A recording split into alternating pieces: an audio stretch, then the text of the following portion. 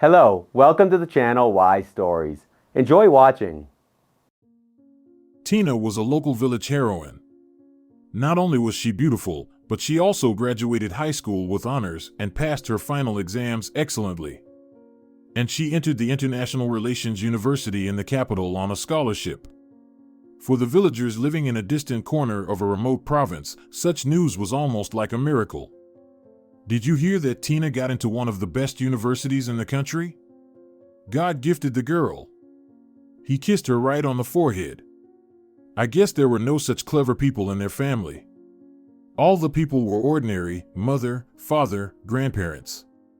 They worked in the collective farm all their lives, and she, look at her. Nature has unexpectedly given her a talent. Talk and gossip went on in the village for months, ever since the cherished letter from the university arrived at the beginning of September. The envelope arrived very late. The mail always reached them in the very last turn. First, all letters were brought to the central post office of the district. The mail was sorted there, and only after that was delivered to the villages. The letters also arrived late at the district's central post office because it was the most remote district in the region. There were no telephones in the small village at that time. There was no pharmacy. And in general, there was almost nothing except a small grocery store where they could get matches, laundry soap, some canned goods, and other consumer products. For any need, they went to the neighboring town 12 kilometers away, sometimes even on foot. Children were taken to school by an old car. 3 boys and 1 girl's Tina. That was all the village school children.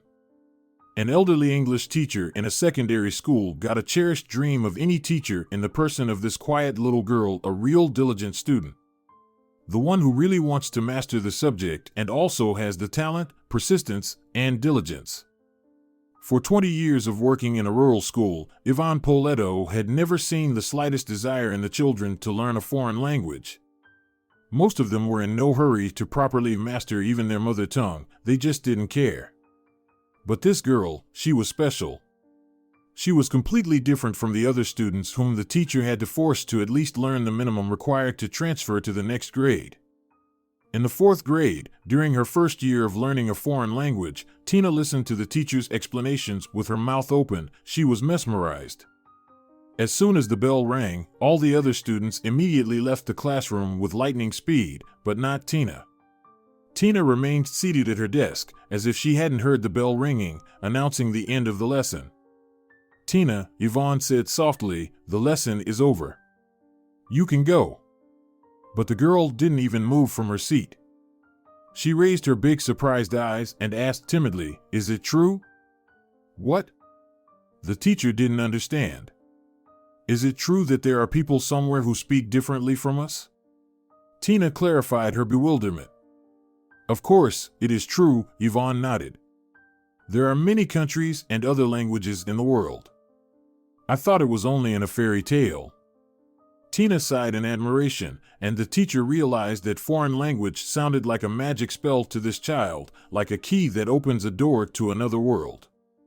And so it was. The language barrier is the biggest obstacle for a person who happens to be in a foreign country. Suddenly the teacher got a sudden inspiration, and he said, sitting next to the girl, "The English language will open up the whole world for you, Tina, if you will know it as your mother tongue." "But will I be able to learn it?" Tina looked at him incredulously. "I will help you," the teacher promised. "But you have to work hard, try your best, okay?" "Yes," she nodded seriously. "I understand. I will do my best." Since then, they both worked very hard, teacher and student. Yvonne, inspired by the efforts of his student, on his days off, went to a regional center, looked for the necessary textbooks, took foreign language books from the library, and did everything possible to give Tina as much knowledge as possible. The capable student fully met the expectations of her teacher. Eventually, he saw that his efforts were not in vain. His talent for teaching, wasted for years in this godforsaken rural place, was finally being fulfilled. In 7th grade, Yvonne had a serious conversation with Tina's parents. "I think your daughter needs extra lessons with a native speaker." With who?" Her mother didn't understand. With a teacher for whom English is native or almost native. Well, we live in a remote village. Where would we find such a person? The woman shrugged her shoulders. There is such a person in the neighboring town, and he is already retired. I am ready to take Tina to him on weekends. Tina's mother was confused. She wanted to say, "Hey man, are you out of your mind? A two-way railroad ticket to that town costs a lot of money." But the authority of the teacher and, in general, of the school was strong at that time, and she didn't dare to speak in such a manner. She only said, blushing and turning away her eyes, that their family had no money for such trips. "And I don't think Tina's father will allow it," she added, sighing. Tina's father was a man with a tough temper, and after a few drinks, it was better not to talk to him at all. And actually, he was very angry about Tina's consistently staying late at school. "What the hell?" he said glumly. "Why the hell is she even learning a foreign language? Can't the cows in our village understand your native language? Come on, Roberto." Tina's mother tried to soften her husband's anger. "They don't even charge us for it. Let her study what she wants to study." "Exactly," Tina's father said indignantly. "They're not charging us yet. My gut tells me this is where it's going. I won't give them a penny, do you understand? Not a single penny. It's nonsense. You'd better teach the girl how to do household chores. She won't need English in our village for sure, but she will have to work physically." He cursed and left, slamming the heavy door. "I'll talk to him," Yvonne said calmly. "And don't worry about the money, the district administration will pay for it. It's a scholarship for a talented student. Tina won the regional competition 3 times. Well, if they would really pay for it, then okay," her mother said. That was the end of the conversation. However, when Tina's father found out that she and Yvonne would be going to the neighboring town once a week, he became as furious as an angry bull, but her mother stoically withstood all his raging attacks and sent her daughter to her grandmother's house just in case. The family storm subsided and ended with an alcoholic lull at a neighbor's house where Roberto always went to drink. Tina's mother, who was used to such behavior, didn't object. But she never let her drunken husband enter the house until he sobered up. After drinking heavily, he always came back silent and calm, and for the next couple of weeks, there was peace at home. The first lesson with Sebastian Flores was like a dream. An old gray-haired teacher had worked for many years as a simultaneous interpreter in the capital at a foreign embassy, but now, in his old age, he had returned to his native land, leaving the apartment in the capital to his son. "You have to change your pronunciation," this new teacher told her. "Yvonne has taught you good grammar, and your vocabulary is good, but your pronunciation, it's terrible." "I'm sorry, colleague," Sebastian embarrassingly turned to the schoolteacher, sitting a little farther away. "That's okay, Sebastian," he said calmly. "I understand everything perfectly well, that's why I brought Tina to you. And you made the right decision. Absolutely right. Together we will be able to prepare this young lady for enrollment in one of the best universities in the capital." He smiled and looked at the blushing Tina. "Don't doubt it, Tina, you are very talented and very hardworking. Together, we're gonna succeed. All right, we're done for today, don't miss your train." "Yvonne," Tina said cautiously on the way back when they were already sitting in the carriage, looking at the monotonous landscape passing by. "Do you really think I can be accepted?" "Yes, of course," the teacher answered her. "There's a chance, very good chance. Now your pronunciation will be handled by a person of such a high level, so you are destined for success." Tina didn't say anything but just sat silently looking out of the window. Such a prospect seemed unreal to her. At home, no one supported the girl, her father was totally against it. And her mother, who secretly wanted her only daughter to have a better life, did not give her any reason for hope. Because her life experience told her that youthful hopes were not destined to come true. However, despite a hard life and unfulfilled dreams, she tried not to make her daughter feel bad about her future. So she simply kept quiet and remained neutral. Returning to the village after her first lesson with a new teacher, Tina found unexpected support in the person of her elderly grandmother. "Let's go to my place for the night, dear," Nora invited her. "Let's warm up in the steam room and then have a cup of tea. I've made cranberry pie." Tina loved to spend the night at her grandmother's house. There was no constant rebuke from her annoyed father in this small, cozy house. There was no arguing, no yelling. She would have loved to live at her grandmother's, but she couldn't leave her unfortunate mother alone. Besides, her father was angry when Tina spent too much time at her grandmother's. "Are you not well at home?" he asked his daughter angrily. "It's warm at home, always enough food, and you even have your own room. What else do you need?" "No, I'm happy at home, Dad. It's just that Grandma needs help too," Tina answered him guiltily. "So help her during the day, and in the evening, you have to be at home, do you understand?" her father said indignantly. That's why it was not possible to visit Grandma Nora too often. But today was a rare moment when her father was in a good mood. So he didn't object when Tina timidly asked to spend the night at her grandmother's house. Their houses stood side by side under a big birch, where Tina's swing, blackened from time, hung on an old thick branch. But the swing was still good. Only once her father had changed the thick ropes, but the board was still the same as when she was a child. In the summer, Tina would often sit on this swing and learn complicated and confusing English tenses. "Tina, darling," her grandmother said to her late in the evening when they were sitting at the table drinking herbal tea after the steam room. "Don't give up your studies." Tina looked at her grandmother incredulously. "What do you mean? Don't give up?" The grandmother continued firmly. "If you succeed, you can go to the big city and have a chance for a decent life. The village is dying. Young people are leaving for the city. Look who's left here. Only the elderly, or the most stupid and lazy, who don't know how to do anything at all. The city will not accept them. But you're a smart girl. So, study. I'll give you money for the trip when it's time to go to the capital.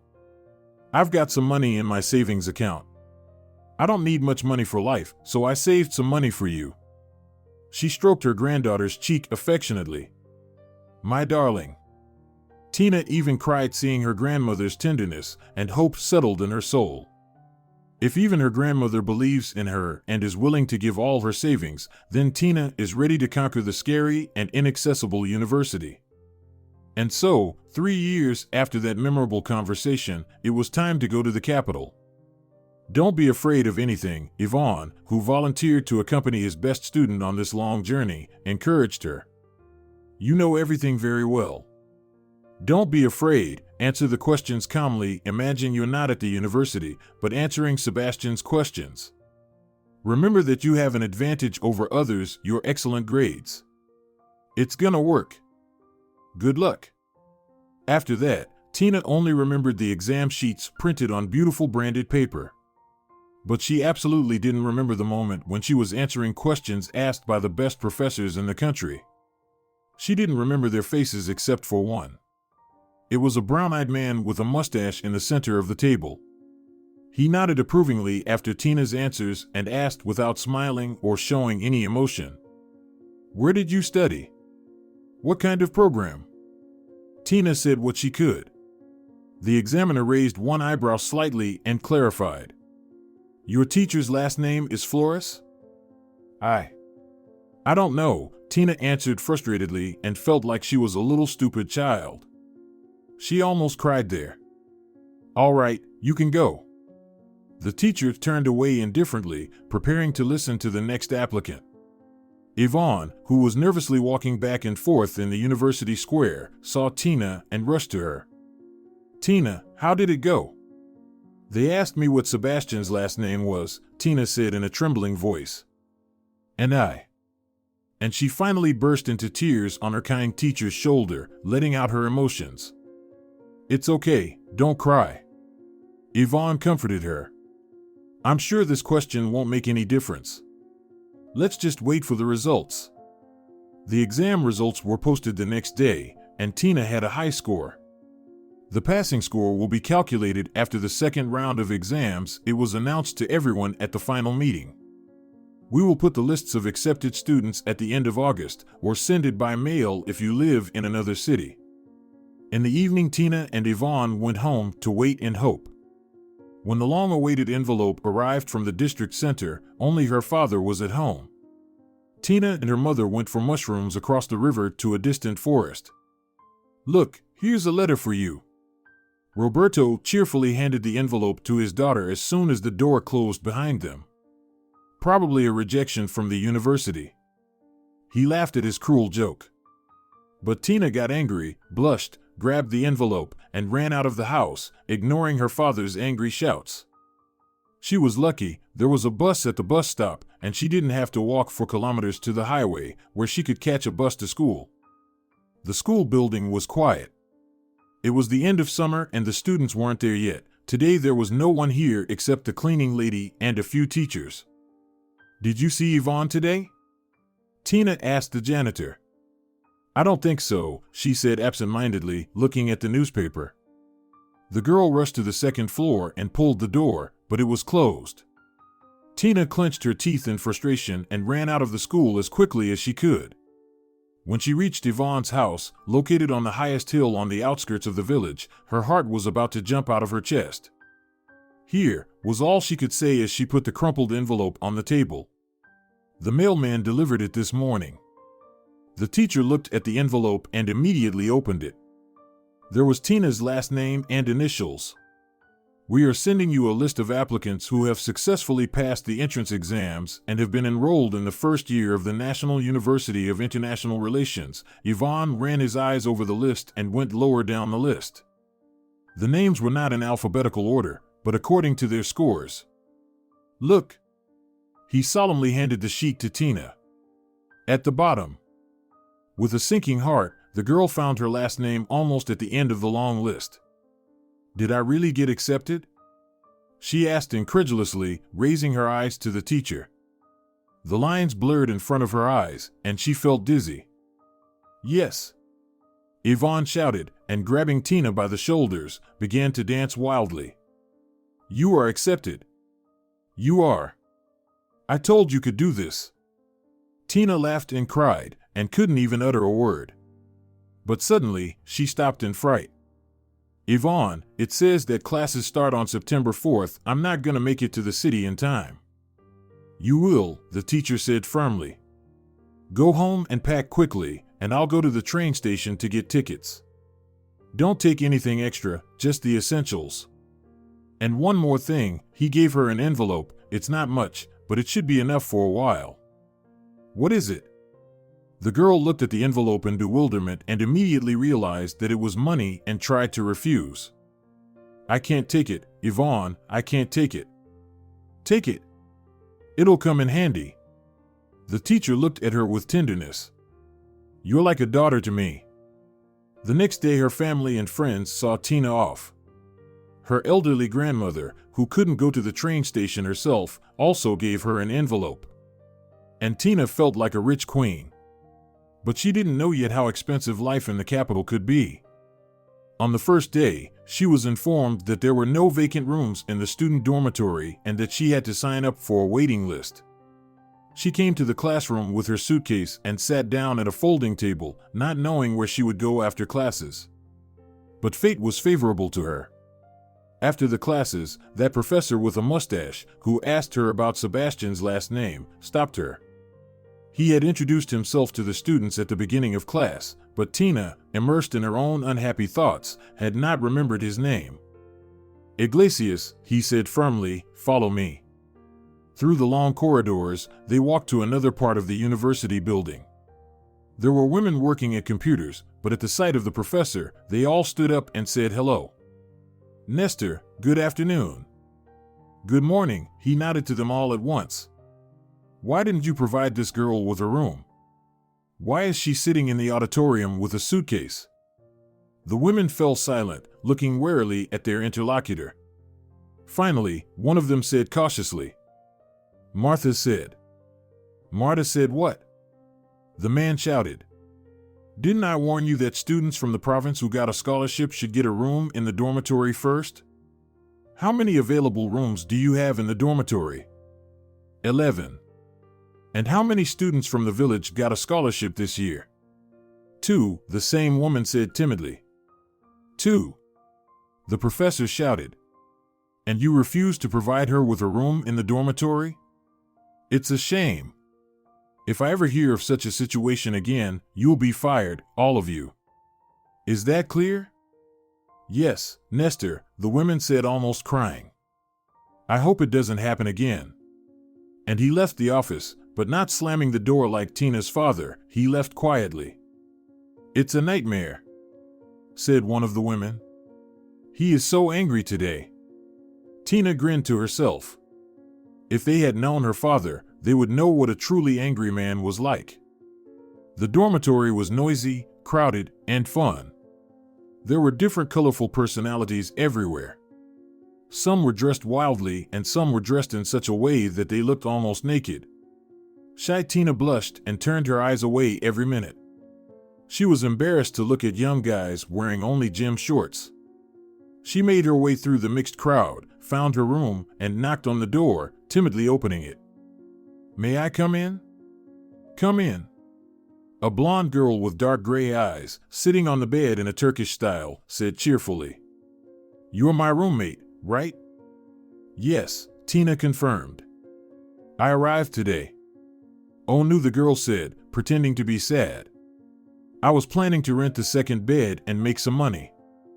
And, seeing the fear and bewilderment in the eyes of the new girl, she laughed. Just kidding. Come on in, make yourself comfortable. I'll show you everything. The neighbor's name was Lola.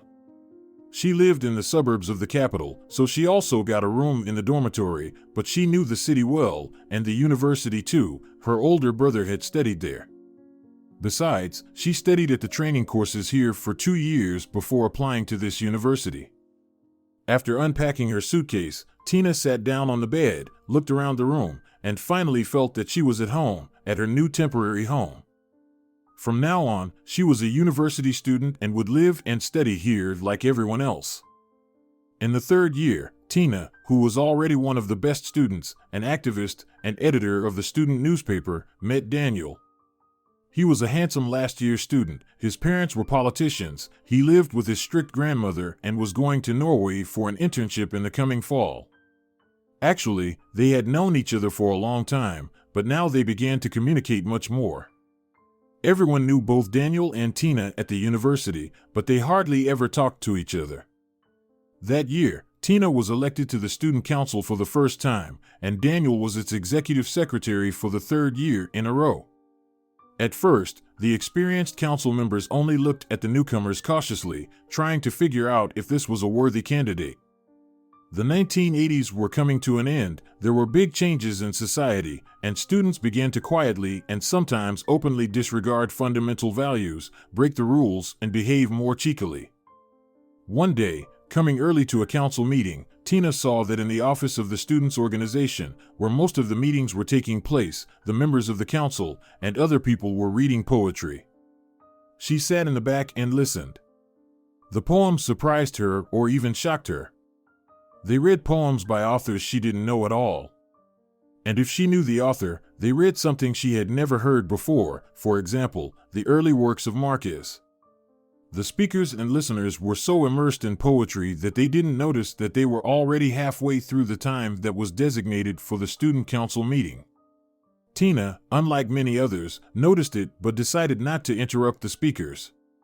Finally, someone realized that the non-council members had already taken their books and left, and Daniel looked sternly at those who were still there. I hope there are no snitches among us. Almost everyone started talking, indicating their position. They said, no, of course not. What are you talking about? How could you think that? And so on. Tina sat silent and didn't say a word until the meeting started. When the meeting was over and the other students had left, Daniel approached her. Tina, why were you silent when I asked about the snitches? Tina smiled slightly, leaving her eyes serious. I think it's unnecessary to publicize obvious facts. Really? He looked at her curiously. Shall we discuss the obvious facts when we have some free time? Do you really have free time? She asked boldly. I'm not gonna have any free time anytime soon. Don't you eat or drink? He grinned. Why? Of course, I do, like everyone else, in the cafeteria. But I think you have in mind some more private places for eating and other things related to the process. I like your idea. He looked at her evaluatively and shifted his eyebrows slightly. Do you live in a dormitory? Yes, she nodded. But I don't recommend coming there. The supervisor is evil at the entrance. Are you talking about Paula? Daniel laughed. I can knock her out with one hand. I'd like to see that, Tina smiled, imagining the scene between Daniel and angry Paula. Paula always yelled at the students who didn't live at the dormitory and at other people trying to get inside. Where are you going? Anyone not living in the dormitory is not allowed in. However, the residents of the dormitory, who wanted to invite guests, persuaded Paula in various ways. The most reliable way was not money, but wool. Paula was passionate about knitting, and she tried to get the rare yarn by any means. Students often gave her different knitting supplies. Paula, here's some high-quality yarn. Let's have a look. She put the bribe on the table, examined it closely, and muttered something like, That's enough for 4 pairs of socks. Or, Holy moly! It's enough for a good sweater. Depending on the value of the bribe, guests were allowed in for certain periods of time, set by Paula and monitored vigilantly. Locking the front door so that no one would dare to enter or leave without her permission, she raced around the dormitory, shouting, Room number 15, your guests should leave in 15 minutes. Room number 8, time's up, leave. Then, with a sense of accomplishment, she would return to the entrance and unlock the door for anyone who wanted to enter. The management appreciated Paula very much and constantly thanked her for her hard work. Sometimes they even paid her bonuses. So if Daniel wanted to win Tina's heart, he had to do the impossible, get past the vigilant Cerberus. And Tina didn't think much of it. She was pleased with his attention, but she was raised by strict parents and had no intention of flirting with him. Listen, Tina, do you mind if Juana and Georgia come over tonight? With boys, I suppose? Tina grinned. I guess Eladio's coming, too? Well, yes, Lola answered with fake indifference. Do you mind? I don't mind, but what about Paula? Tina asked, doubtful about the possibility of the neighbor's plan. Paula won't be a problem, Lola answered. The boys gave her a bag of good mohair for knitting on Saturday. Now the door is open until the end of the month. Then I'll go to the kitchen. Tina nodded her head. Have fun. Have you ever thought of getting a boyfriend? Lola asked almost sympathetically. You'll die alone. Don't worry about me, Tina said. I'll die, not you. Tina got used to the noisy parties of her neighbors long ago, but she never participated in them herself, therefore she earned the reputation of a boring prude. But she never stopped others from enjoying student life. When her friends were having fun in her room, she would grab her textbooks and go either to the empty kitchen or to the library, if it was still open. But today she didn't have a chance to study even for an hour. An excited Lola came in, shouting from the doorstep. Tina! Tina, let's go quickly. There's so much going on. What happened? The girl looked at her friend grudgingly. Can't you handle it without me? No way, Lola shook her head. Let's go. Sighing and putting her notebook aside regretfully, Tina obediently got up and followed Lola. There was a crowd in the room, but they were all looking out the window for some reason. Even though it was a cold winter, they had opened the window wide and were watching something. And there. Tina was covered with sweat from horror as soon as she saw the scene. Daniel stood outside on the iron slope of the window sill, clutching a long scarlet rose in his teeth. He flatly refused to come into the room before you came. The girl shrieked, and the boys grinned and gestured approvingly. Daniel, please come down here, Tina asked. The guy let go of the window frame and pretended to fall. Tina jerked and rushed forward, then he quickly jumped down the slope into the room and dropped to one knee, handing her a rose. "Oh, incomparable and unapproachable lady." He began his speech in English. "Allow a night to decorate your home with this marvelous flower." Tina was angry for such a silly prank, but at the same time laughed with relief. No one was hurt, it was all over. Besides, his speech, that phrase about the unapproachable lady, reminded her of her lessons with Sebastian long ago. He had called her a young lady then, too. No one else had ever said that. "Bravo, sir!" The boys shouted, whistling and banging their fists on the nightstands. "What a performance! Well done! Hey, Paula's coming!" One of the students came into the room and warned them. "What the hell is going on in here?" Paula yelled angrily, raising her eyebrows as soon as she appeared on the threshold of the room. "Why did you open the window? Did you smoke in the room? Now all of you get out of here. Go back to your buildings. I don't care where you came from, but go home." "Paula," Tina said calmly, coming closer, "it's my fault, I'm sorry." "Your fault?" Paula looked at the girl, who had always been considered quiet and modest. "But what happened?" "It just happened by accident," Tina confessed, blinking innocently. "I was cleaning the window yesterday. I couldn't wait until spring, it was so dirty. It's unpleasant when the sun is shining, and I see dirty spots on the window. I cleaned the window from the outside too, even though it was cold," she said, shivering defiantly. "And I guess I didn't close the latch properly. You see, they don't fit properly into the hole. They've been painted so many times. And today the wind was so strong, so it opened the window. And a crow flew into the room." Tina continued to lie with inspiration. "A huge, cheeky crow. So, we tried to catch it, and it was not going to leave. It jumped on the closet, then on the ledge. We barely caught it. I'm sorry for all the fuss. Please forgive us. You're a good housekeeper," Paula finally said, glaring at Tina. "Are you from the village?" "Yes," she nodded.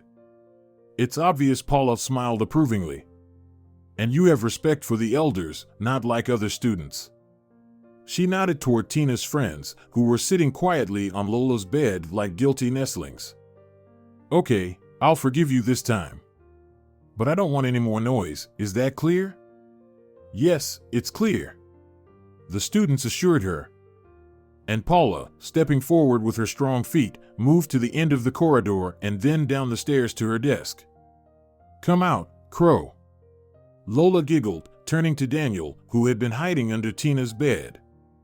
"Get out of bed carefully, don't harm your feathers." Everyone was giggling, and Daniel crawled out, wrinkling his nose and rubbing his stiff limbs. "I'm fine, I'd do anything for a lady." "Stop fooling around." Tina pretended to be angry. "You better think about how you're gonna leave the dormitory." "What's there to think about?" The boy shrugged his shoulders. "I'll go out like everyone else, down the stairs. Paula will find out you don't live here, and then Lola and I will be in trouble." Tina objected. "Well, in this case, I'd better stay here," Daniel winked at her with a sly grin.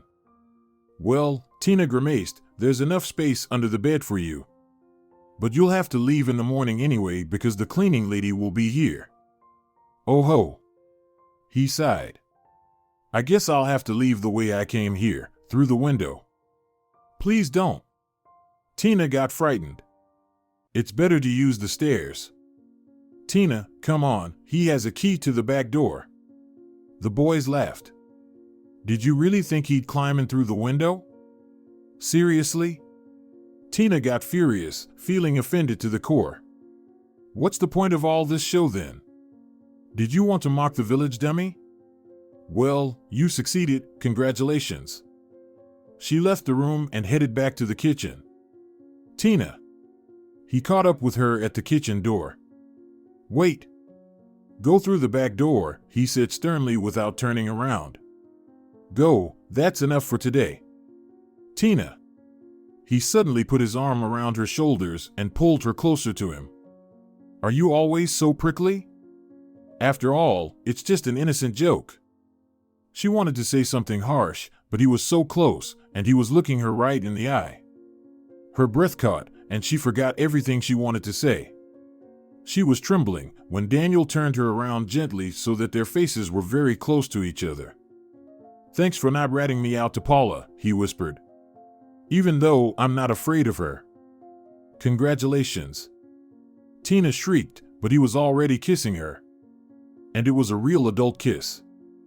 It was both scary and amazing. From that day on, they began dating. Of course, she didn't allow him anything but kisses.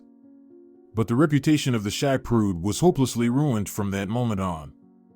The last bastion has fallen under the brave knight's attack, fellow students joked, but Tina didn't care. She was in love. Every week, Tina wrote 2 letters. One to her mother and grandmother, and one to Yvonne. She told them in detail about her studies, about everything that was happening at the university, and about her life in the capital. She loved to walk around this ancient and mysterious city, to stroll slowly, if she had free time. Quiet, narrow streets and ancient buildings seemed amazing to her. There was nothing like that in her native land. When Tina walked around the city, she felt like she was walking through the pages of a history book. Tina always walked alone. She didn't need a noisy and restless company. If she was not walking alone, this fragile charm disappeared. Old buildings and palaces ceased to seem mysterious. And the rustling trees, the piers of a bygone era, were silent and no longer told their amazing stories. But with Daniel it was different. He was like a walking compendium of stories, and he seemed to know almost everything about the city. Here, this is the Revenue House, he said, showing her the imposing building. It was designed by Gypius. How do you know it all? Tina wondered.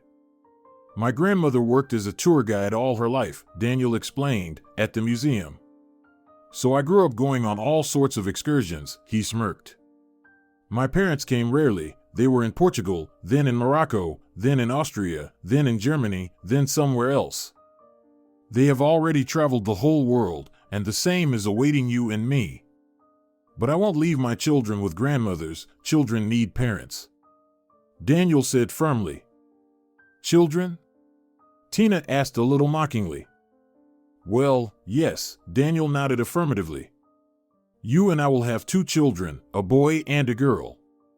Wow, you've already thought of that. What if it's 2 girls? Tina laughed. Well, it's possible, Daniel said, but I'm okay with that, too. At that moment he spoke jokingly, but towards the end of the year, he proposed to Tina to move in together and live together. No, she shook her head negatively. I can't live with you before the wedding. Do you really need a wedding? He looked at her questioningly. Do you really want a big wedding with hundreds of guests?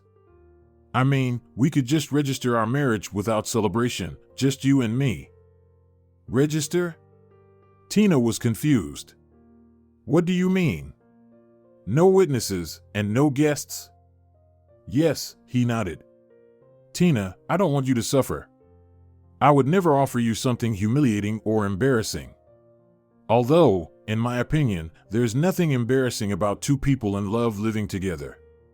But I respect your point of view, he added quickly, seeing that Tina was about to get angry. I really do. And that's why I suggest we register our marriage now, and we can celebrate it when my parents get here. Next year.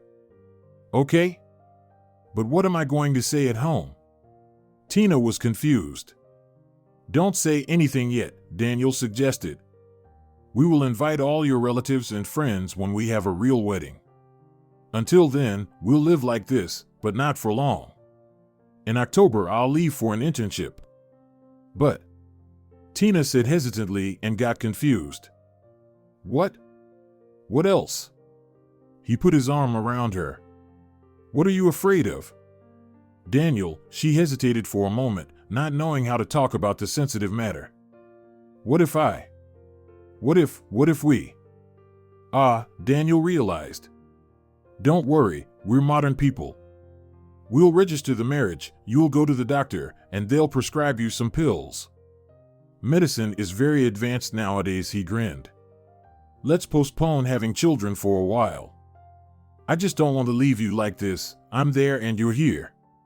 I will not feel comfortable, you know? I understand, Tina said, smiling. Are you afraid that without you I'll find someone else? Exactly, he pressed her tighter against him. I'm very afraid. Maybe you'll get an academic leave and we'll go together, eh? Well, no. Tina refused. There are only 2 years left. We'll get through it somehow. She loved Daniel, but still, she wasn't going to give up her dream to get a top university degree and travel the world. The big world, the real world, with all its diversity. If she agrees to everything Daniel suggests now, she'll say goodbye to her diploma and to her dream. Endless relocations, life at the embassy, it is interesting and tempting. But you never know where they'll send you after the internship. What if they send us to Somalia? Is she going to finish her studies there? And then she will have her first baby, and that will be the end. Her dream will never come true. They registered their marriage at the very beginning of June, and at the end of September, he left for Norway. Tina cried for a while, but she stopped herself in time. She had no time to be sad, she had to study. And she immersed herself in her studies, as before. Seminars, lectures, term papers, and student newspaper, which they published in foreign languages, there were enough things to do. The only thing that had changed was that she no longer lived in the student dormitory. Before Daniel left, he introduced her to his grandmother, a tall, skinny, stern-faced old woman. His grandmother was the only person he told about the marriage. No one else was informed, neither friends nor parents. Daniel explained that he didn't want to upset his mother. My father doesn't really care, he barely notices us all, he told Tina with an ironic, bitter chuckle. But Mom, she always wanted me to find my true love, a life partner who would be right for me. She wanted it to be like it was supposed to be, an introduction, a wedding, many guests, you know? I don't want any of that, but I don't want to upset my mother. If we tell her now, she'll be worried. If everyone finds out we're already married, we won't be able to have a proper wedding, and it's very important to my mom. I know it's all just strange bourgeois prejudices, but I hope you understand. I do, Tina nodded, I understand. My mom probably wants the same. So let's not make them worry. You'll graduate, I'll come back from my internship, and my parents will come back home. Then we'll have a real wedding. What about Grandma? Won't she tell anyone? Tina's worried. Grandma's my best friend. Daniel answered proudly. She's like a soldier, if she has to keep quiet, she'll keep quiet, no matter what happens. After they got married, they went to visit his grandmother. The apartment where she and Daniel lived shocked Tina, high ceilings, moldings, a bronze chandelier. Beautiful expensive curtains, like from the movies. And the furniture. It seemed to Tina that such furniture could only exist in fairy tale palaces. She ran her hand over the polished surface of a huge sideboard on carved legs. It seemed as if the warm wooden surface was alive. Good evening, children. Grandmother greeted them, sitting in a high armchair and smoking a pipe. She is just like the Duchess from the Alice cartoon, Tina thought, trying not to stare at everything too intently. Well, let me congratulate you. The elderly woman continued calmly. Now you are husband and wife, and you are the masters of your lives. Daniel, I am very glad that you informed me. It is possible that before you return there will be only a box of ashes left of me. Grandmother. Daniel started to protest, but the old woman raised a thin, wiry hand and continued. In that case, I shall rely on you, sweet girl. My dear, what is your name? I'm sorry, I forgot, it's because of my age. Tina, she said. Well, Tina.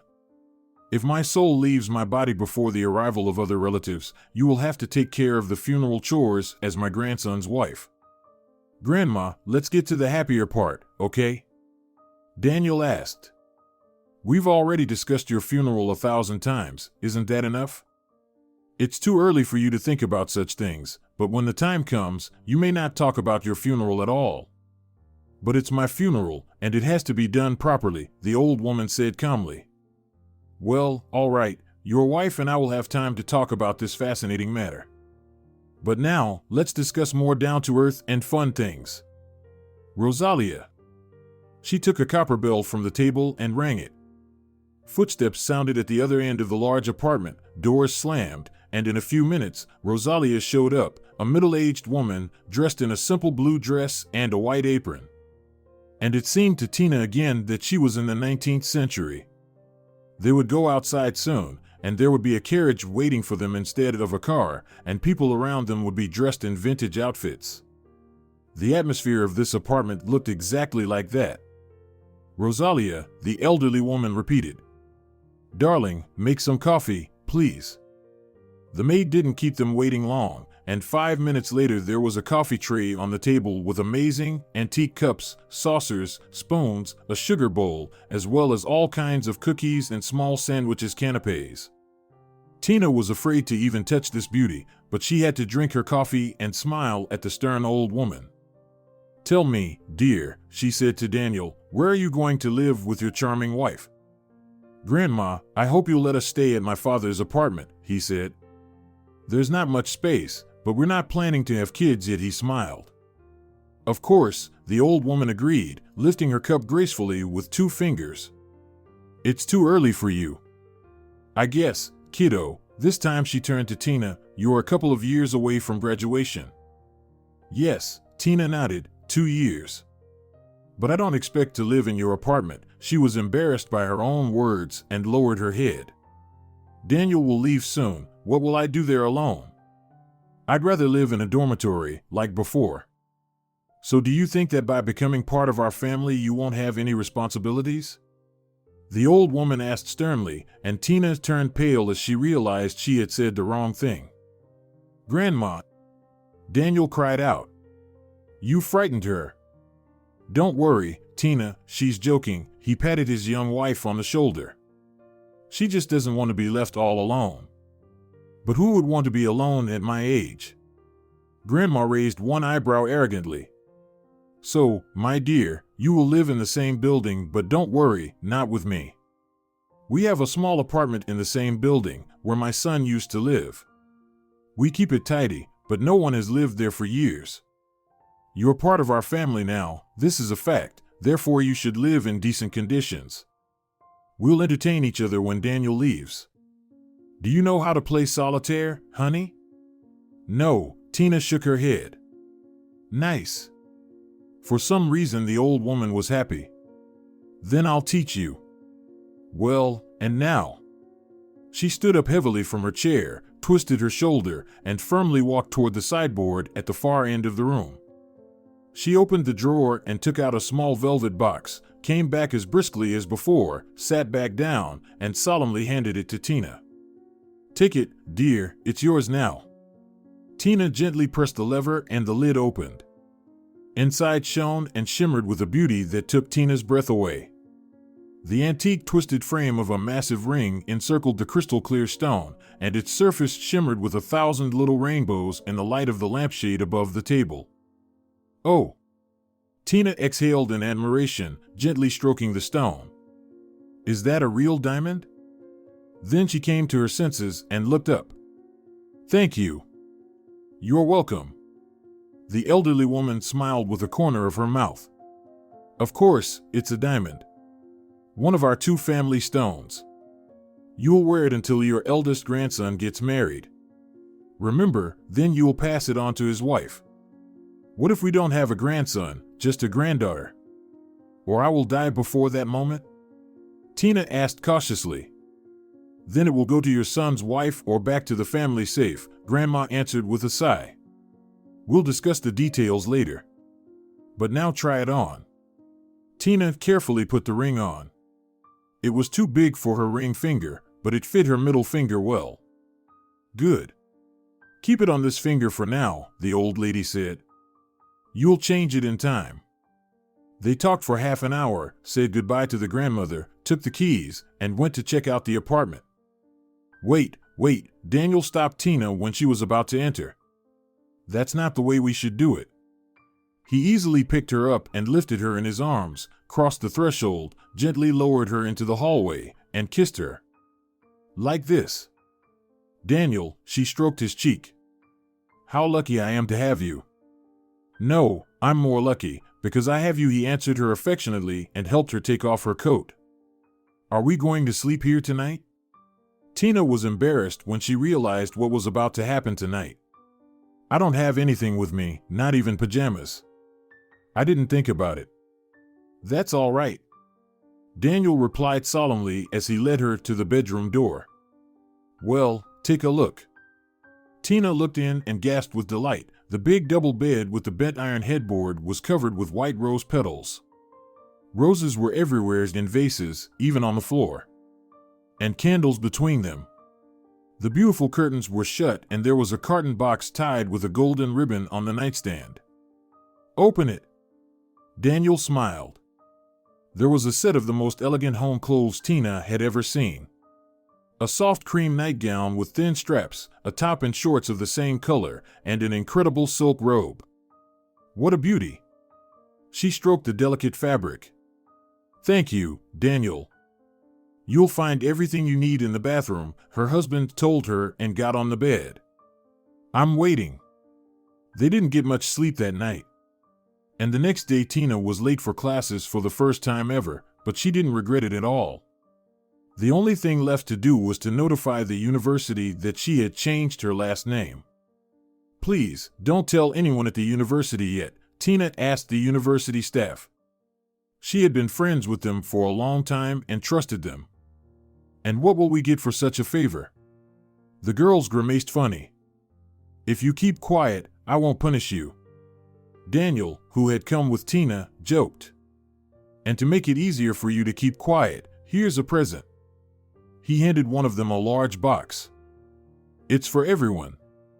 Tina and Daniel walked out and were followed by enthusiastic cheers. The girls opened the box and apparently, they liked the contents. How did you calculate and prepare everything in advance? My foresightful husband. Tina pressed affectionately against his shoulder. You should get used to this. He looked around and gave her a quick kiss. Well, see you tonight?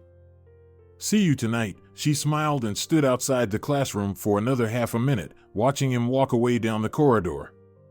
And so, the new academic year began. Daniel had left, and Tina was left in this beautiful and still somewhat unfamiliar apartment, which was too spacious for her. From now on, Tina's days went like this. In the morning she would get up early, 2 hours before classes, make some homemade buns, pies, and other treats and bring them to grandmother Serafina, that was her name.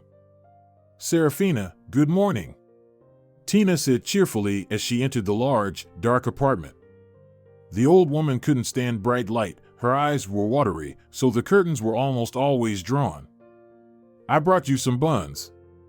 Tina, my dear, the grandmother answered, I've told you so many times, don't worry about me, Rosalia feeds me perfectly well. I don't want to hear anything about it. Tina laughed. Daniel told me to take care of you, so you will have to eat buns. The old woman also smiled happily, and it was obvious that she was very pleased with the attention of her new family member. They discussed all sorts of small things and plans for the coming day. Sometimes Serafina told her something interesting about the city, though more often it was over dinner. They had dinner together, too. Tina felt very lonely in the long evenings alone. Soon she and grandmother became very close friends. You are a good, pure soul, little girl, grandmother told her many times. Stay the same for the rest of your life, but only on the inside.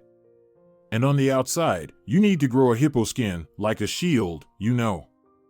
So that other people's black evil can't touch you. Oh, child, there are so many evil, bad, callous, and stupid people in the world. Tina nodded and agreed, and then told her in turn about her childhood in the village, about her own grandmother, about her mother, about her favorite teacher who helped her find her way in life, to whom she continued to write letters every week. "I want to tell them everything so much," Tina complained to Serafina. "But I realize it's too soon. Otherwise, there will be no surprise, no celebration." "Yes, you should wait a little longer with the news," the old lady agreed and smoked her traditional pipe. "Or maybe," she pointed with her eyes at Tina's belly, "maybe you'll have to let them know sooner?" "No," Tina blushed. "It's nothing like that. I saw a gynecologist before the wedding." She wrinkled her nose at the memory. "I took care of it. We agreed to wait until I finished my studies. Then we'd have a baby.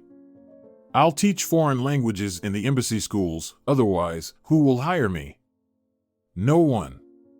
"That's perfectly reasonable," Grandma nodded. "Well, go, baby, you have to get up early tomorrow." "I'll stay up a little longer." That's how they lived. Tina also wrote long and detailed letters to her husband about everything that was happening day by day. He answered her too, but less often and much shorter. There was no telephone in the apartment where they lived, but Serafina had one. Sometimes they talked to Daniel, but not for long. But in the end, he always told her how much he loved her and how much he missed her. And those evenings were filled with the greatest happiness for Tina. But one Saturday afternoon, Tina was cleaning the apartment. It all collapsed in a flash. The doorbell rang. Then again and again. The insistent ringing made Tina finally take off her thick rubber gloves, put the rag aside, and run to the front door from the bathroom, where she was diligently scrubbing the tiles. Tina opened the latch and the door swung open with a crack like a cannon shot. Tina stepped back in fright. A fat woman with bright makeup and a disgruntled, squeamishly crooked face stepped over the threshold. "Is this where you live?" she said loudly and squeakily and shut the door with her foot. "Are you looking for someone?" Tina was confused. "For you, my dear, for you." The lady walked into the living room, then into the kitchen, paying no attention to Tina, as if she were furniture. She looked around and went to the bedroom, but then the girl came out of her stupor and sharply asked the stranger, "Let me ask you, who are you and what are you doing in my apartment?" "Your apartment?" The lady grinned. "I am Daniel's mother, your so-called husband." She said the word ironically and looked Tina straight in the eye. "You didn't expect that?" Tina was completely confused, everything jumbled up in her head, and an old, black and white photo and a family album came to her mind, showing Daniel's parents at their own wedding with a big bouquet. And another picture of his mom, a very young, smiling lady, holding a 3-month-old baby boy's little Daniel. This fat woman was nothing like that young and sweet girl, but people change over time. "You're back from your business trip already?" It was all Tina could utter. "Already," the lady announced and stood right in front of Tina. "Listen to me, girl." It sounded like a verdict. "My Daniel is not for you, rustic redneck. He had plenty of girls like you. I don't know what you've done to enchant him, you must be good at spreading your legs." At these words, all the blood rushed to Tina's head, and she, not daring to object, staggered back and clung to the door. And the lady went on without paying the slightest attention to this fact. "I have absolutely no idea what he told you. Men can be very persistent if they need something. But as a woman, you must understand me," she grinned nastily again. "You shouldn't get your hopes up. No country girl will ever, do you hear? No country girl will ever enter our family as my daughter-in-law. Me and Daniel's father already have a suitable match for him. They studied at the same course, a good, decent girl from a very decent family. Not like you, redneck. Besides," she walked into the room as if she were at home and sat down on the sofa, took out a handkerchief from her purse, and wiped her sweaty face. "Besides, we don't need low-quality grandchildren from such plebeian blood as yours. You're incapable of giving birth to a normal child, you country idiot. All country people have underdeveloped brains." She went on and on with some horrible insults, saying something else. And finally, Tina just couldn't take it anymore. "Go away, please," she wrapped her arms around her head. "What? What did you say?" The mother-in-law was indignant. "Should I leave?" "No. You have to get out of our lives immediately, do you hear me? Immediately. I don't want you to be here when Daniel comes back. Do you understand? Get out." Tina, who had never been so insulted by anyone before, shouted out loud.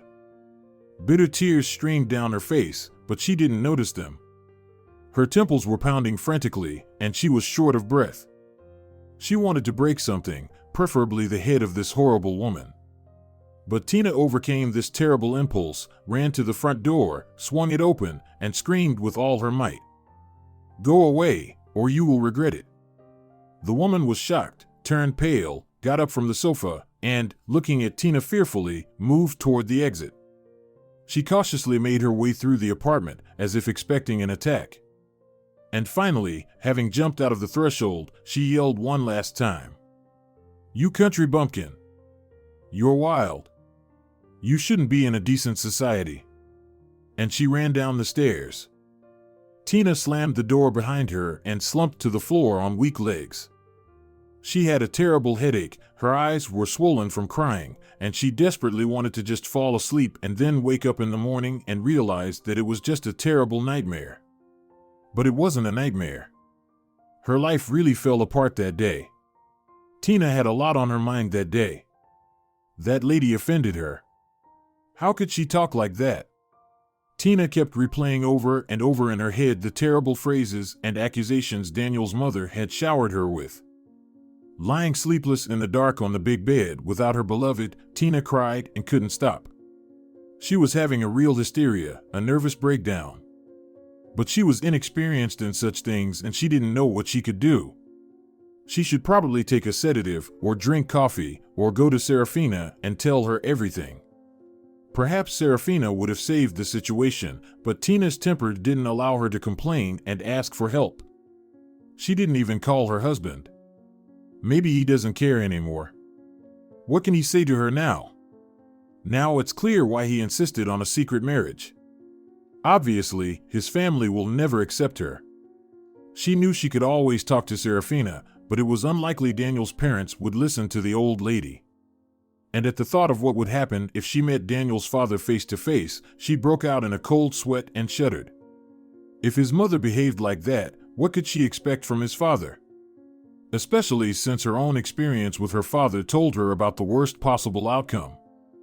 In the morning, Tina, pale, with dark circles around her eyes and completely devastated, took the family ring off her middle finger, put it on the table, took her belongings, only those she had before her marriage, and left with her shabby suitcase for the train station. She carefully hung the key to the apartment on the doorknob of Serafina's apartment and rang the bell twice. She waited until she heard Rosalia's footsteps and ran away. On her way to the station, she stopped at the post office, purchased an envelope, wrote an application to the university to get an academic leave for family reasons, and sent the letter to the right address. At lunchtime, she was already on the train carriage, having absolutely no idea what she would do next. But right now, it was impossible for her to stay in this city, where she had been treated so unfairly. Serafina. The bewildered Rosalia brought her the key Tina had left on the doorknob. "I opened the door and found this key. Where should I put it? And Tina didn't visit you today, is she sick?" "Give it to me," the old woman frowned, but said nothing about the situation. She had her breakfast as usual, smoked her morning pipe, and told Rosalia to give her coat. "Where are you going?" Rosalia got worried. "You are usually reading at this time of day." "I'm not going far," she said absent-mindedly, putting on her old-fashioned hat with the brim turned down. "I just wanted to get some fresh air." It took Serafina 20 minutes to walk out of that part of the building and go up to the 4th floor of another section of the same building. Of course, there was no elevator in their old building with its wide hallway. Entering her grandson's apartment, she took a quick glance. There was no Tina's outerwear, and as she made her way into the room, she found the ring lying on the table. There was no note nearby. Frowning, Serafina took the ring, closed the apartment, and returned to her apartment in the same manner. When she arrived, she sat down in her high chair, closed her eyes, and told Rosalia not to disturb her on any pretext for the next hour and a half. Rosalia took advantage of this short break, took her coat, and slipped out of the apartment to walk to the nearest pastry shop and talk with the other housekeepers over a cup of coffee. Rosalia sat down at a small table by the window, took out a cheap compact powder, and fixed her makeup. Then her friend and neighbor Agata came, and then other women who usually got a break at this time. It was the most convenient time. The hosts had left for work or somewhere else after breakfast and would only be here for lunch, so they had half an hour to talk. 5 minutes later, a pretty Susanna from the 19th apartment joined them.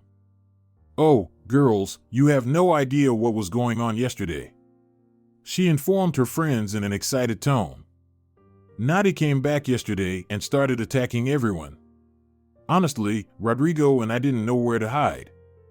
Then her husband came back, and she started yelling at him, too. She complained about everything. He listened to her hysterics silently for a while, but then he couldn't stand it anymore, banged his fist on the table, and said, 'Shut up, woman, or I'll hit you right now.' She sobbed and answered him, 'I've just been to your apartment, where our son lives with his redneck. The one he calls his wife in public. Have you ever heard of it?' I told her everything I thought about her. I told her who she was, who we were, and what she should expect. And she cried like a white whale. Then her husband asked her, 'How did you know where Daniel and his wife live?' I heard the housekeepers talking in the pastry shop that Daniel and his young wife had moved into the apartment with the dark walnut door on the 4th floor. He didn't say a word to us, little bastard. He rented an apartment in the same building and didn't say us anything. And what makes you think, my dear," her husband said to her calmly, "that it was our Daniel that the housekeepers were talking about?" "What do you mean?" his wife said in confusion. Then he got up from the table and called me. Can you imagine, girls? Well, I entered the room. I thought I was going to lose my job.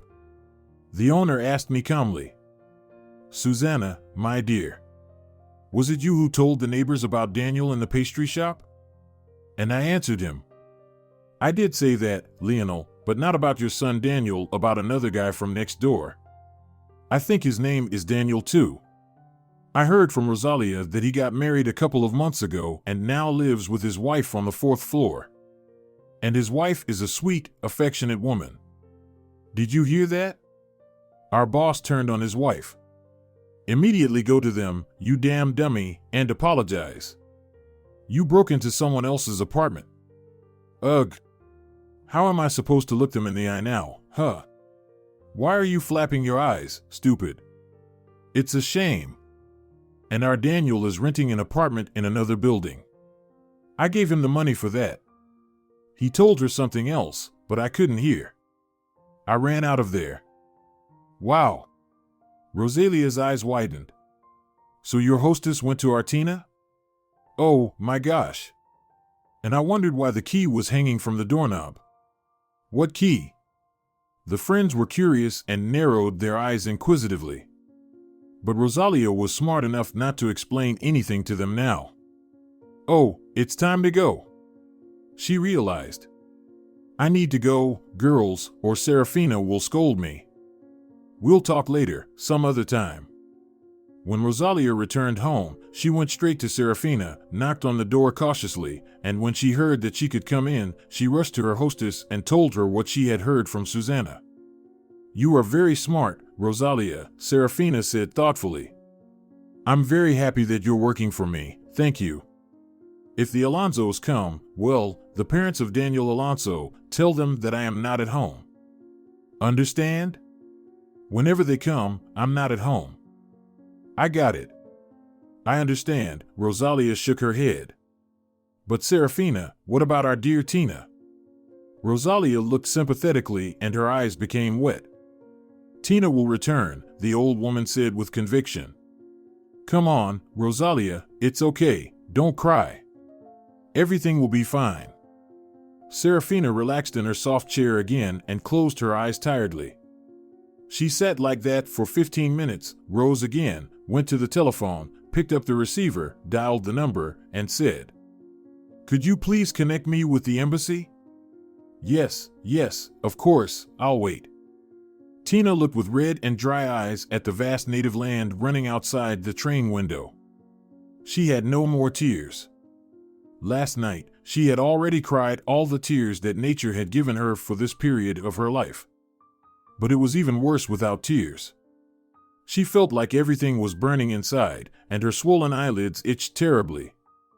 After thinking for a while, she got up and went to the conductor's compartment. "Good evening. Do you have any eye cream or eye drops? Something got into my eye and it itches terribly." "We don't have any creams," the woman said indifferently. "Would you like some coffee?" "Yes, please," Tina said faintly and was about to turn and leave, but then the conductor looked up at her and apparently felt sorry for her when she saw the condition of her eyes. "I can give you some Vaseline. I have one unopened. It costs 1.50. "It's better than nothing," Tina shrugged her shoulders. "Thank you."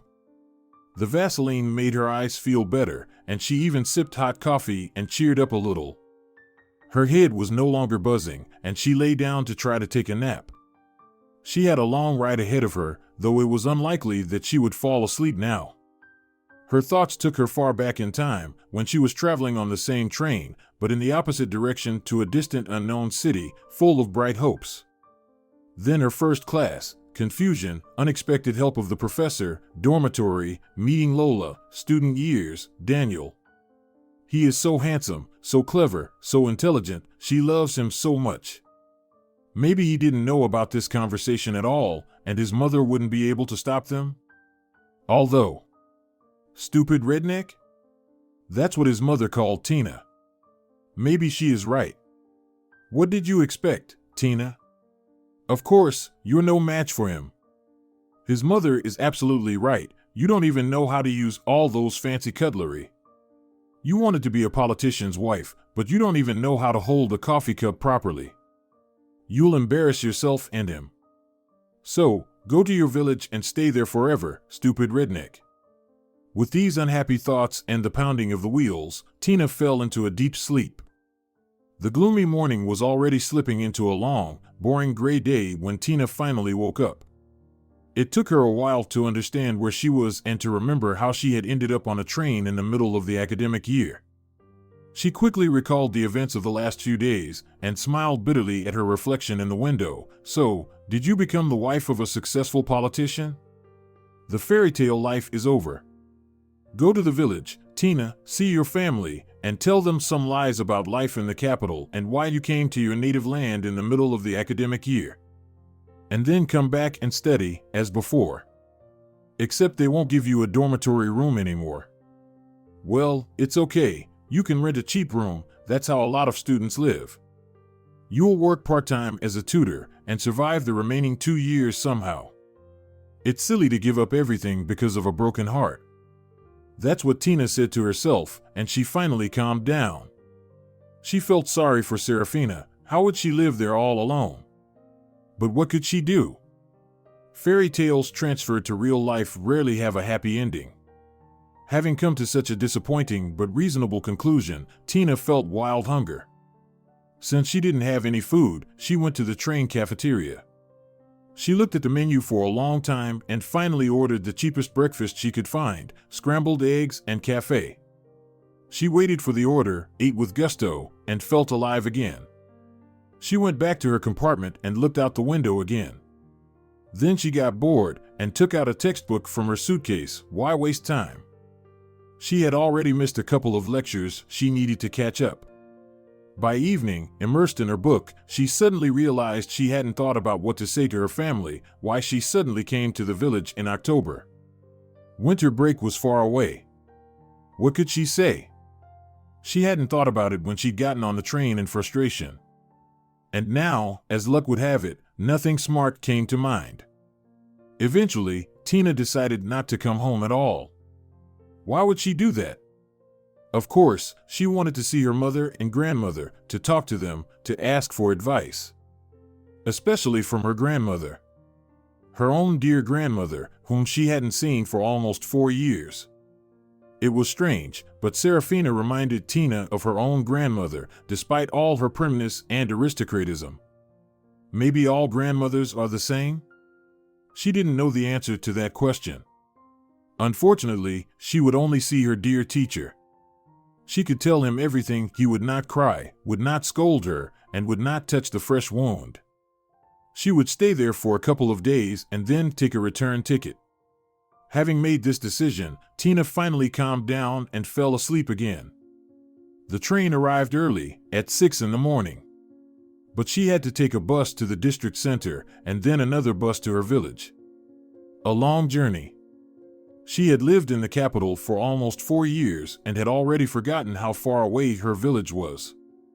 In the afternoon, she reached the village where her school was located. There were familiar outlines of buildings, a bus stop, and a school porch. It was a weekday, so Yvonne was in the classroom, as always. So, children, today we are going to learn the simplest form of all the tenses in the English language, present simple. Write it down in your notebooks. Tina peeked cautiously through the ajar door. There he was, the familiar, dear silhouette standing near the blackboard, writing something with chalk. She would not distract him during the lesson. A serious audience of 7 people should listen to the lesson according to all the rules. Only 7 students. What's going on? Soon there would be no one left in the village. Accompanied by such unhappy thoughts, Tina sat down on a chair in the corridor and waited for the school bell to ring. Knock, knock. She peeked into the classroom when the students left. May I come in? Tina. Yvonne looked surprised. Why are you here? Aren't you happy to see me? Tina replied with a mocking smile and immediately came up and hugged the teacher. Everything is fine at the university, don't worry. I'm here for just a few days. Did something happen at home? The teacher got worried. No, as far as I know, nothing. Tina pulled away, looked him in the eyes. Can I stay at your place for a few days? I have nowhere else to go. I promise to explain everything later. Sure. Yvonne was pleased but shocked. Sure, make yourself comfortable. Here's your key. Do you remember where I live? He joked. I have classes until 2 p.m., so I'll see you later, okay? Of course, I remember, Tina assured him, took the key, thanked him, and left the school. She wandered slowly through the village, looking at the changes that had happened while she was away. However, she didn't see any special changes. Well, there was a new roof on one of the houses. And the tree above the telegraph pole was really huge. She reached Yvonne's house, opened the latch on the gate, and, passing the old neglected garden, opened the door to the house. Nothing had changed here at all, and Tina felt as if she were back in her school days. Meanwhile, Yvonne had finished his last lesson and was sitting at the table, checking a few notebooks. Excuse me, can I talk to you? A handsome boy looked into the office. Come in, please. Yvonne stood up towards the stranger and thought to himself, what an unusual day, a lot of surprises. I'm sorry, but I don't remember you. Do we know each other? He said to the young man, shaking his hand. You are right, we don't know each other, the visitor replied. Or rather, I know you from my wife's stories. And as far as I understand, you don't know anything about me. I guess so. Yvonne was a little confused. Are you visiting someone here? Not really, the boy laughed and suddenly slapped himself on the forehead. I'm an idiot. I didn't even introduce myself. Sorry, it took me a long time to get here and I'm really exhausted, so my mind is foggy. Daniel. And you are Yvonne, right? That's right, the man smiled. Please, take a seat, he pointed to a chair. Tell me, what brought you here? My wife, Tina Iglesias, studied here a few years ago, the man said. We had an unfortunate misunderstanding, and according to my information, she was supposed to arrive here today. Tina? Yvonne was surprised. Tina got married? Yes, Daniel smiled. I know she hasn't written to you or even told her relatives. But we'll fix it today, he promised. Really? Yvonne rubbed his temple thoughtfully and wondered whether he should tell this man that Tina was at his house. But he pushed the thought away from him and decided that he would do everything possible to protect the girl dear to his heart from uninvited guests. Have you seen her by any chance? Has she come to see you? Daniel asked with evident hope. I reached the nearest city by plane and then took a cab from there. I hoped to meet her at the train station, but I didn't make it. He didn't mention that before that flight he had another one, from Oslo to his native country. She was here an hour ago, Yvonne said with a sigh. And I believe right now she is at my house. Really? Daniel rejoiced. May I ask you to show me the way? Of course, Yvonne nodded. But you will have to wait a little while I finish some work here. Of course. Daniel said quickly. I'll go for a walk around the neighborhood. But please, Daniel, Yvonne stopped him, don't try to find the way without me. Any villager can show you where the teacher's house is, but don't do that, please. Yvonne, Daniel replied with dignity, I am not the most virtuous man in the world, but I am not a scoundrel. I realize that you don't know me at all and you want to protect Tina. I appreciate that very much. And I will not try to sneak into your house, I promise. He tilted his head as a sign that he had finished speaking and wouldn't interfere any further. Then he left the classroom. Yvonne smiled at his own thoughts, nodded approvingly, and went back to the textbooks. He had developed this quality in himself long ago. Nothing should interfere with his work. Whatever was going on, finish your work first. An hour later, he and Daniel were on the same road as Tina had been just before, talking about everything along the way. Yvonne became more and more convinced that Tina's husband was a good man, and was glad that he had not yet lost his ability to understand people's nature. Visitors were so rare in the village that there was simply no one to use and improve his social skills on. Daniel, Yvonne said as they approached the house, please wait outside for a few minutes while I inform Tina of your arrival. It would be unfair to shock her like this. Can you imagine her feelings when she suddenly sees me in your company? Yes, Daniel agreed. I wanted to offer the same. And if she doesn't want to see you, I won't persuade her. I hope you understand that, Yvonne said politely. Yes, sure, I understand, Daniel agreed. But please, I beg you, tell her that whatever happened was just an unfortunate misunderstanding, nothing more. And that if she doesn't want to see me, I'll stay here in front of your house until she comes out. I'll tell her. Yvonne promised and grinned involuntarily as he imagined the scene. The whole village would come to see it. Nothing had happened here for years, and if a stranger would sit outside the teacher's house day and night, it would be better than a circus for the local people. The whole neighborhood will be informed. Life in the village was so boring that by now all the villagers were already discussing the handsome stranger, trying to find out who he had come to see. Yvonne knocked on his own door and entered, took off his boots, and left them near the door.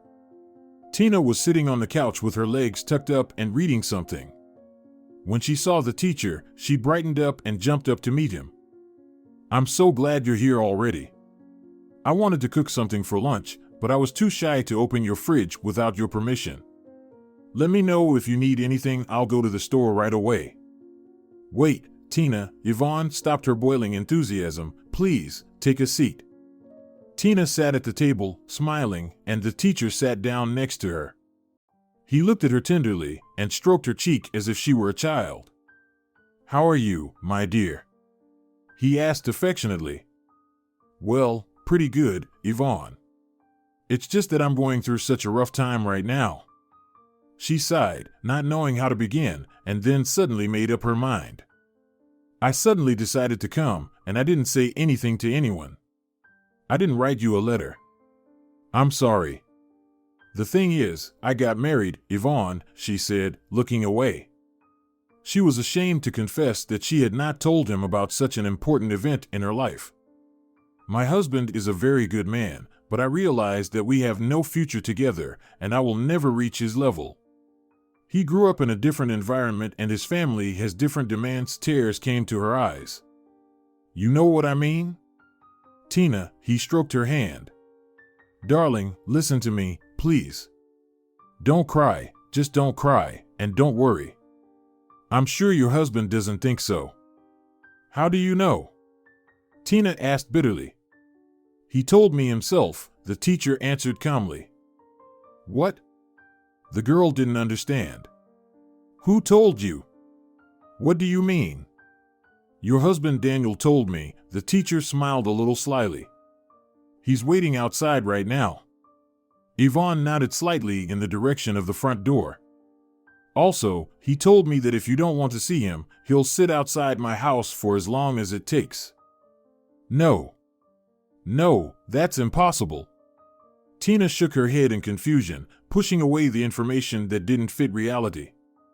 Yvonne, you've obviously misunderstood something. Daniel is in Norway now. He's on an internship there.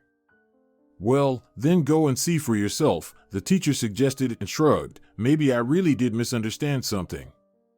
Tina jumped up and raced around the house, not knowing what to do. She looked out the windows, but they were on the other side of the house. She only saw an overgrown, unkept garden.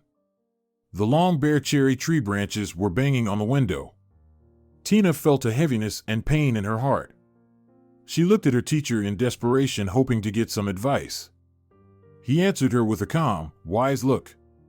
He covered his eyes for a second and nodded, which meant yes, of course, go and talk to him. He is waiting for you. He traveled hundreds of miles to see you. The wise teacher nodded his head toward the exit. Tina cried out, like a shot bird, and rushed to the exit without shoes, wearing only socks, even though it was freezing outside. Tina! Daniel saw her and rushed towards her. She rushed toward him too, as fast as she could, not feeling the cold, not thinking about the fact that she wasn't even dressed properly. Tina! He put his arms around her, hugged her tightly, and showered her face with hot kisses. My love. My little silly girl. Why did you run away? My God, you are barefoot. He picked her up in his arms and carried her into the house. Yvonne sat at the table with a hand under his chin, looking through the dusty window into the overgrown garden at the cherry branches and the clear sky between them. And his eyes were full of tears of joy.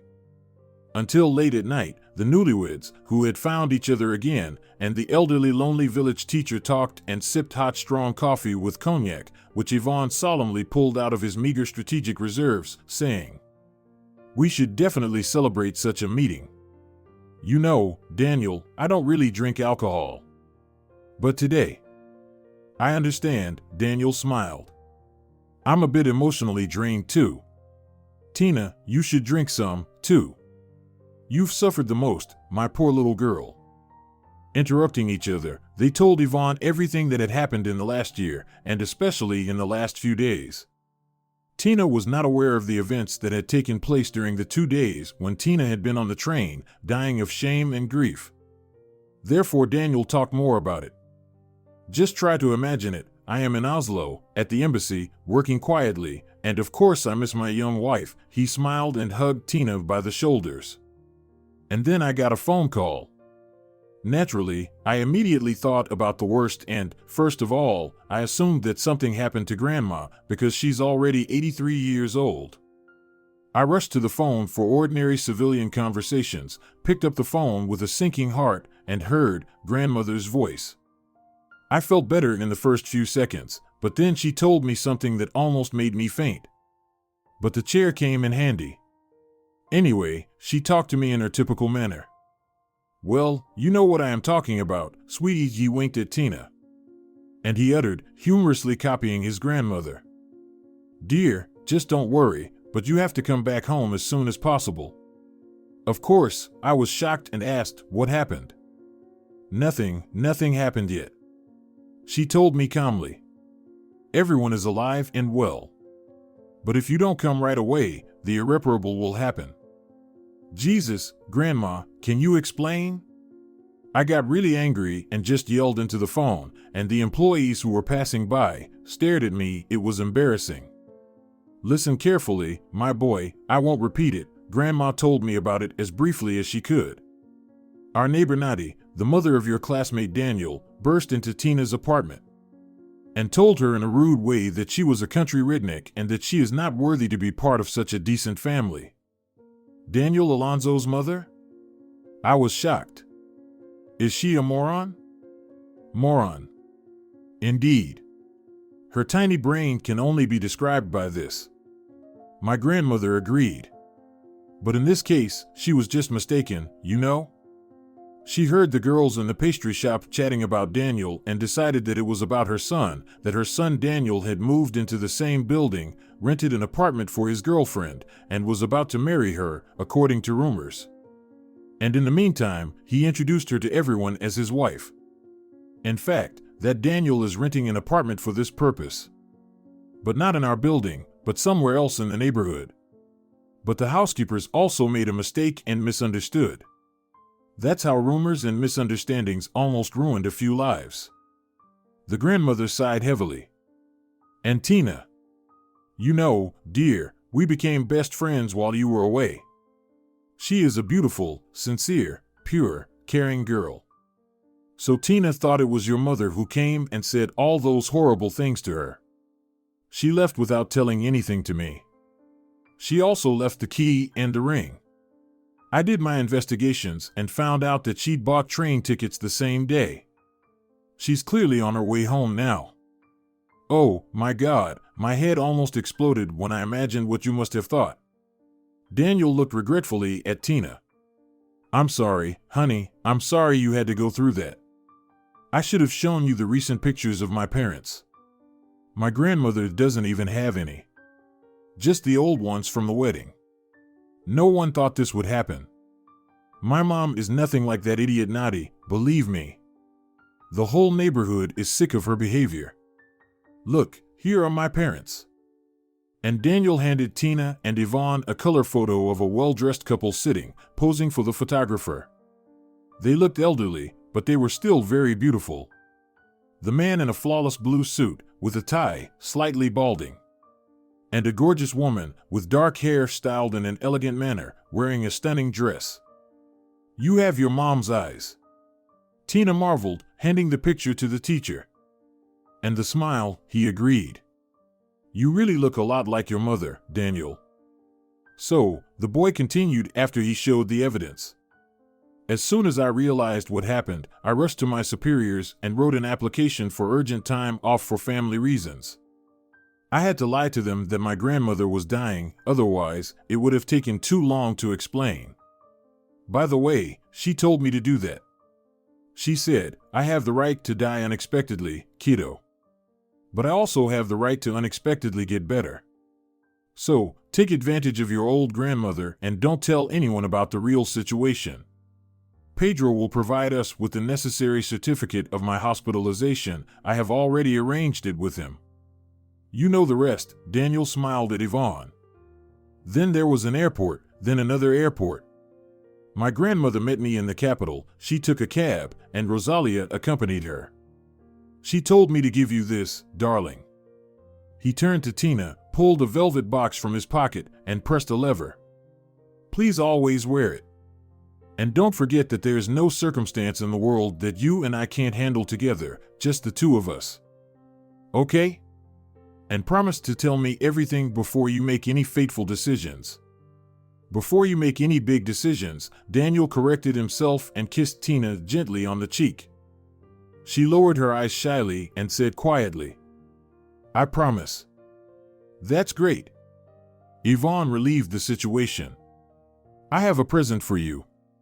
It's not perfect, but please don't judge me harshly, because I wasn't prepared for your arrival. He opened a cabinet and took out a package tied with a string. Here, take it, please. I was keeping it until I could give it to you, Tina. What is it? Tina smiled and carefully unwrapped the unexpected surprise. My God! She gasped. Look at this. She handed the open package to her husband. There were 2 volumes of Jane Austen's Pride and Prejudice and posthumous papers of the Pickwick Club, both in English. Where did you get them? Daniel marveled, opening the beautifully illustrated volumes. Sebastian's former colleague sent them from abroad. The teacher smiled. At my request. Thank you. Thank you so much. Tina, pouring tears of gratitude and joy that all the horror she had experienced had been over, threw her arms around her favorite teacher. Tomorrow we will go to your parents, Daniel said firmly, and invite them to the wedding. Grandma forced me to borrow some money from her and pay for all the expenses, including buying tickets for your parents. She said that I have to fulfill the last will of a dying woman, Daniel laughed. She threatened again that she might die before we even had the real wedding. What about your parents? Tina wondered. Would they be able to come? No, he shook his head, they can't. But we all can go to them and have a wedding at the Austrian embassy. Mom is already preparing everything necessary, visas, tickets. All we need are copies of passports. We'll do it tomorrow. In about 2 months your family will arrive in the capital and we will go to Austria together. Yvonne, you're invited, too. If it weren't for you, Tina and I would never have met. But I don't even want to think about it. No objections. The boy shook his head, seeing that the teacher wanted to refuse. We're not going anywhere without you. Even my grandmother will go, she said for the last time, Daniel added quietly and made a serious face. Still, let me say something, Yvonne asked. Both Tina and Daniel nodded in unison, of course. First of all, thank you very much for the invitation. I'll definitely go, I promise. And Daniel, your grandmother is a wonderful person. I don't know her in person, but I realize that she is a wise, strong, and kind person. And she raised a wonderful grandson. I'd like to drink to her health, and to yours too. Let everything go smoothly in your life. I wish you to meet more good, honest, decent people in your life. Looking at you, I feel that I have not lived my life in vain, Yvonne expressed his feelings and wiped his eyes with a napkin. Unfortunately, he was not destined to visit Austria. Tina's favorite teacher died from a heart attack 2 weeks after their meeting. Grief-stricken Tina cried for 3 days in a row. But the wedding was on time. Everything was just as it was planned, solemn, lavish, and beautiful wedding. Only Tina's mother arrived from a distant village. Her father was no longer able to represent their family, and her grandmother flatly refused. She said, I'm too old to travel the world. But, nevertheless, everyone was happy and the event was amazing. The happy couple named their firstborn child Yvonne, in honor of the man who played a decisive role in their destiny, having once inspired a little shy village girl that everything in this life depends only on us. If you're enjoying it as well, leave a like and subscribe to the channel.